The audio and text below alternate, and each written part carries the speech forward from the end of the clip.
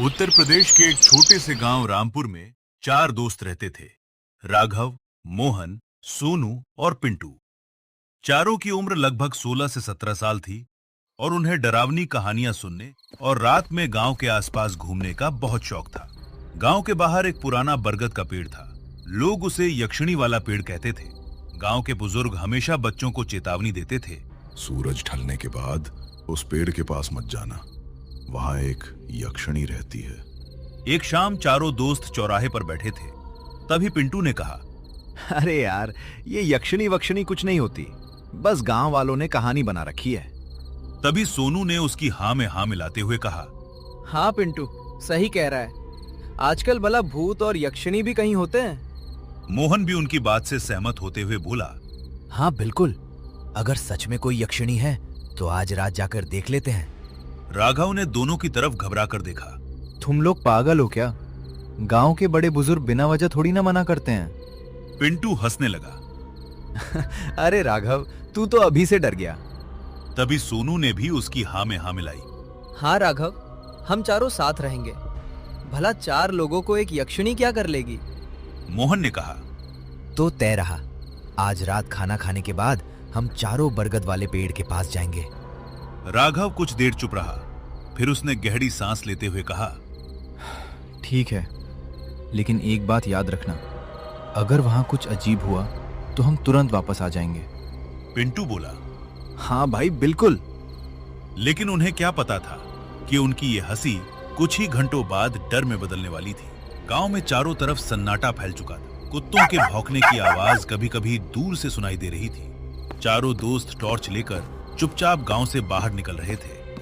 पिंटू आगे आगे चल रहा था। देखना, आज सारी यक्षिणी वाली कहानी का भेद खुल जाएगा। तभी सोनू ने उसकी हाँ में हाँ मिलाते हुए कहा, हाँ, और कल पूरे गांव में बताएंगे कि यक्षिणी वक्षिणी कुछ नहीं होती। चारों धीरे धीरे बरगद के पेड़ के करीब पहुंचने लगे। जैसे ही वे पेड़ से कुछ दूरी पर पहुंचे, अचानक ठंडी हवा चलने लगी। पेड़ की सूखी टहनियां आपस में टकराने लगी। पिंटू रुक गया। पिंटू ने डरते हुए कहा, अरे, हवा अचानक इतनी ठंडी कैसे हो गई? मोहन ने टॉर्च चारों तरफ घुमाई। शायद पेड़ के पास हवा ज्यादा चलती होगी। राघव ने धीरे से कहा, मुझे यहाँ अच्छा नहीं लग रहा। तभी पिंटू की टॉर्च अचानक बंद हो गई। अरे, मेरी टॉर्च बंद हो गई। सोनू ने तुरंत अपनी टॉर्च उसकी तरफ कर दी। हाँ, मेरी भी देख। अरे नहीं, मेरी तो चल रही है। मोहन ने कहा। शायद बैटरी खत्म हो गई होगी। तभी पेड़ के पीछे से एक लड़की के हंसने की आवाज आई। चारों के पैर वहीं जम गए। पिंटू ने धीरे से कहा, तुम लोगों ने भी सुना? सोनू ने डरते हुए उसकी हाँ में हाँ मिलाई। हाँ, मैंने भी सुना। मोहन ने कांपती आवाज में कहा, हाँ, आवाज तो यहीं से आई है। राघव ने फुसफुसाकर कहा, हमें यहाँ से चले जाना चाहिए। लेकिन तभी पेड़ के पीछे से सफेद कपड़ों में एक लड़की धीरे धीरे बाहर आई। उसके लंबे काले बाल जमीन तक लटक रहे थे। चारों दोस्त उसे देखकर बिल्कुल शांत हो गए। उसकी आंखें चमक रही थीं। तुम यहाँ क्यों आए हो? पिंटू पीछे हटते हुए बोला। हमें माफ कर दो। सोनू ने भी उसकी हाँ में हाँ मिलाई। हाँ, हम गलती से यहाँ आ गए। मोहन ने भी हाथ जोड़ दिए। हाँ, हम अभी वापस चले जाएंगे। राघव ने कांपते हुए कहा, हम किसी को नुकसान पहुंचाने नहीं आए थे। यक्षिणी कुछ पल तक उन्हें देखती रही, फिर उसके चेहरे पर हल्की मुस्कान आ गई। अगर सच में वापस जाना चाहते हो तो पहले मेरा एक काम करना होगा। चारों ने एक दूसरे की तरफ देखा। कौन सा काम? यक्षिणी ने बरगद के पीछे बने पुराने खंडहर की तरफ इशारा किया। उस खंडहर के अंदर एक लोहे का संदूक रखा है, उसे मेरे पास लेकर आओ। इतना कहते ही तेज हवा चली। चारों ने अपनी आंखें बंद कर ली। जब उन्होंने आंखें खोली तो यक्षिणी वहां नहीं थी। पिंटू घबराकर बोला, भाई, अब घर चलते हैं।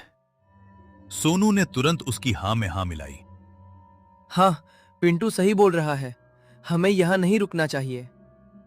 राघव ने कहा, पता नहीं, लेकिन अब जो भी होगा हम चारों साथ रहेंगे।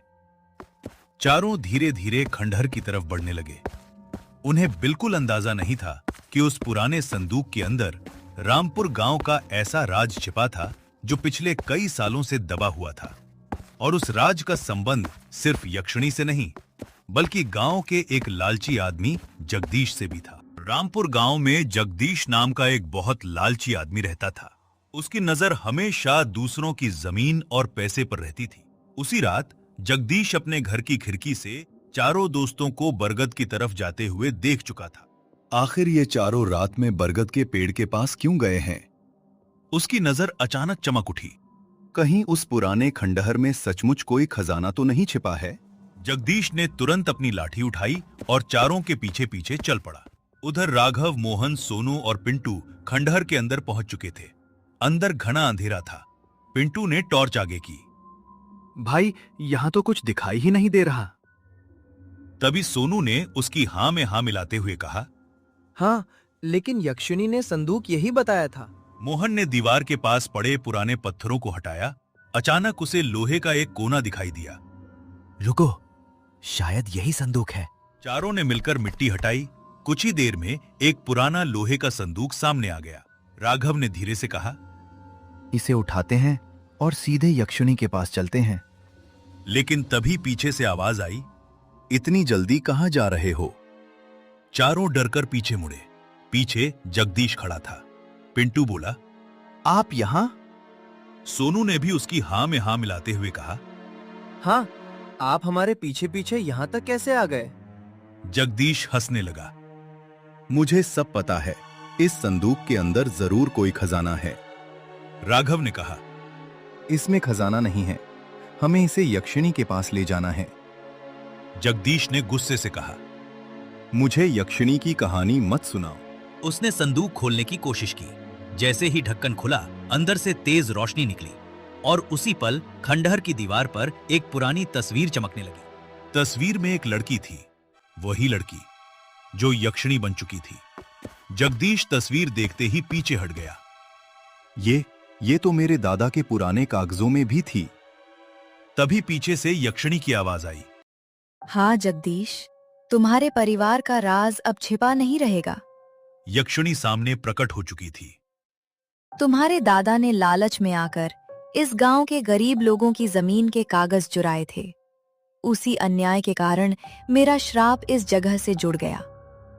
जगदीश कांपते हुए बोला, मुझे इसके बारे में कुछ नहीं पता था। लेकिन अब तुम्हें सब पता है। राघव ने संदूक के अंदर रखे पुराने कागज उठा लिए। इन कागजों को गांव के सरपंच के पास ले जाना होगा। जगदीश चुपचाप सिर झुकाकर खड़ा रहा। अगली सुबह चारों दोस्त सारे कागज लेकर सरपंच के पास पहुंचे। जांच के बाद पता चला कि कई गरीब परिवारों की जमीन वर्षों पहले गलत तरीके से हड़पी गई थी। गांव वालों को उनका हक वापस मिला। उस रात चारों दोस्त आखिरी बार बरगद के पेड़ के पास गए। यक्षिणी वहां खड़ी थी। राघव ने कहा, क्या अब आपका श्राप खत्म हो गया? यक्षिणी मुस्कुराई। हाँ, सच सामने आ चुका है। अब मैं इस गांव को छोड़ सकती हूँ। फिर अचानक तेज रोशनी हुई और यक्षिणी उसी रोशनी में गायब हो गई। उस दिन के बाद रामपुर के बरगद के पेड़ के पास कभी किसी ने यक्षिणी को नहीं देखा।